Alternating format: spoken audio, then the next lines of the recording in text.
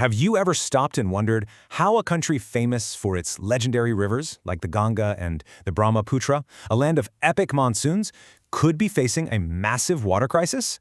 I mean, we've all seen the recent news out of cities like Bangalore, right? People lining up for water tankers. It's a shocking paradox. So let's get into it.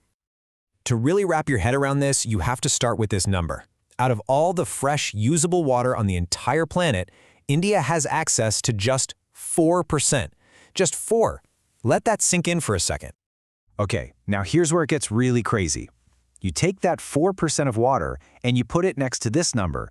That tiny slice of global freshwater has to support over 16% of the world's population, and that number is only going up. Right there, that imbalance, that's the heart of the problem. All right, so here's our game plan for this explainer. We're going to start with that big paradox. Plenty of rivers, but not enough water. Then we'll look at who's actually using all the water. From there, we'll tackle the other side of the crisis, pollution, before shifting to the solutions and a really inspiring success story. First up, let's really unpack this paradox. How is it possible for a country with literally thousands of rivers to be considered water-stressed? It doesn't seem to add up, does it? So check this out. This is where that paradox gets crystal clear. Look at the huge gap between the available water and the usable water. Sure, on paper, India has over 2,300 cubic kilometers of water, but a lot of that is just not reachable. It either rushes away during the short, intense monsoons, or it's in really remote places. The bottom line? We can only actually use less than half of the water that's theoretically there. That is a massive disconnect. Okay, so we've established there's a limited supply we can actually get to. The next big question is, where is it all going? And trust me, the answer is probably not what you think. I mean, just look at this. This chart tells the whole story in one go. When we talk about groundwater, the water we pump up from deep in the earth, a staggering 92% of it is going to just one sector, agriculture. Our homes, our factories, all of that combined is less than 10%.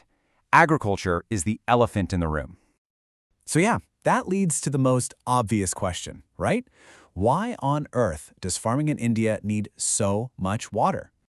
Well, it boils down to a few key things.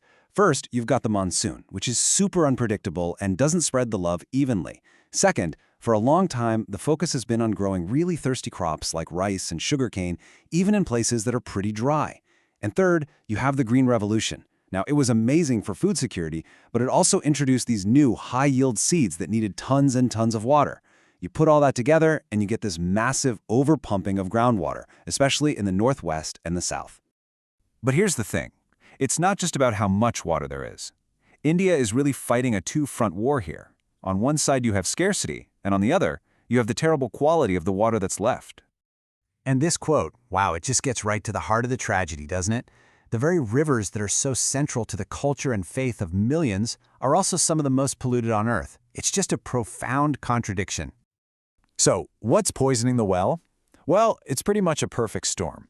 You've got untreated sewage and industrial waste just pouring into rivers. You have chemical runoff from farms. And you have the simple fact of a growing population with a higher standard of living. Basically, every part of modern life is contributing to the problem. Okay, so that's all the heavy stuff. But, and this is a big but, the story does not end there. Let's pivot and talk about the solutions, because there are absolutely blueprints for a better future, and they're being put into action right now. A huge concept here is something called watershed management. I know it sounds a little technical, but the idea is actually super simple. Think of a watershed as a giant basin. All the rain that falls in that area eventually drains to one spot, like a river. Managing it just means working with nature and the community to save every single drop, stop it from just washing away, and help it soak back into the ground to refill our natural underground storage. So how do you actually do that? Well, it's not one magic bullet. It's a whole strategy. You start at the top with strong anti-pollution laws that are actually enforced. Then you bring in the tech, smarter farming with things like drip irrigation.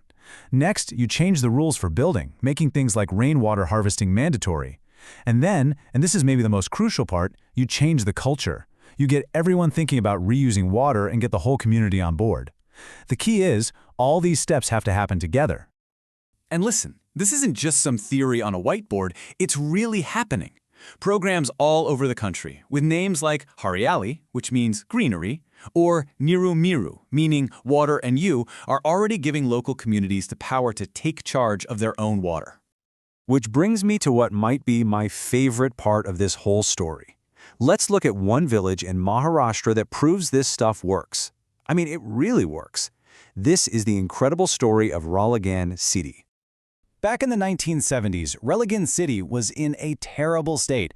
Poverty, drought, major social problems. It was a rough place to be. But look at this comparison. Today, it's a model of self-sufficiency. There's plenty of water, the environment is thriving, and it's a strong, healthy community. The transformation is just night and day. It's unbelievable. So, what was their secret? How they pull it off? Well, what's so cool is that it wasn't some big government project dropped on them from above. It was a true grassroots movement, sparked by one retired Army guy who inspired his whole community. Everybody pitched in, volunteering to build tanks to capture rainwater. They made tough choices together, like banning thirsty crops. They even set up their own local councils. The entire thing was powered by the people themselves. And that story leaves us with this one massive question. Ralegan City proved that even a desperately poor, drought-stricken village could completely change its own destiny just by valuing every single drop of water. So if one village can do that, what could that kind of collective action look like for an entire nation? That's definitely something to think about.